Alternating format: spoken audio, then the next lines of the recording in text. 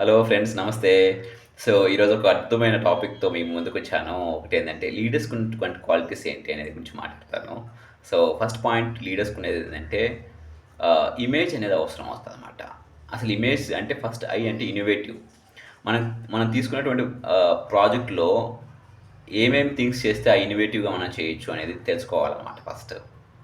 Second thing ఆ project గురించి, ఆ టాస్క్ గురించి మనం మాస్టరీ అయి ఉండాల. సో, మాస్టరీ అవ్వడానికంటే ముందు దాని గురించి స్కిల్స్ అండ్ నాలెడ్జ్ గురించి ప్రాక్టీస్ చేయాల. థర్డ్ థింగ్ వచ్చేసి ఏంటంటే మనకు అథెంటిసిటీ అవసరం అవుతదనమాట. అంటే అథెంటిసిటీ అంటే విశ్వసనీయత అనమాట తెలుగులో. ఇంటిగ్రిటీ అని గూడా అంటారు మనం. తర్వాత, తర్వాత తీసుకునేటువంటి టాస్క్‌లో మీకు గట్స్ ఉండాలనమాట. యెస్! ఈ టాస్క్ నేను తీసుకోగలుగుతాను. It is achievable my target అనేసి. ఫిఫ్త్ థింగ్ వచ్చేసి మనకి ఎథిక్స్ చాలా ఇంపార్టెంట్. మనం తీసుకున్న టాస్క్‌ని, ప్రాజెక్ట్స్‌ని ఎంత ఎథిక్స్‌తో మనం చేస్తాం అనేది ఒక లీడర్‌కి ఉన్నటువంటి బెస్ట్ క్వాలిటీ.